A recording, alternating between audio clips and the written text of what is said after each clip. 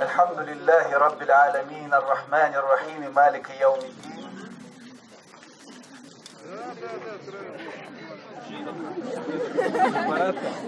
Хочется именно забраться на вершину, помолиться за всех тех, кто не смог вернуться, но кто сумел вселить в наше сердце такую любовь, что, несмотря на все, через много лет мы сюда вернемся.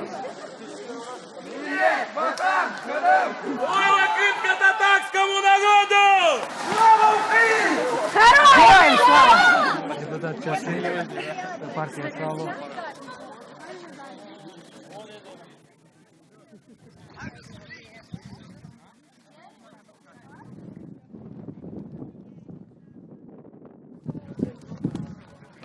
Татарский народ пришел на эту гору, чтобы почтить память погибших в депортации. Как известно, в этом году 70-летие со дня этой трагической даты. И мы пришли, чтобы прочитать молитву, чтобы воссоединиться с нашими предками на пике, можно сказать, нашей Родины.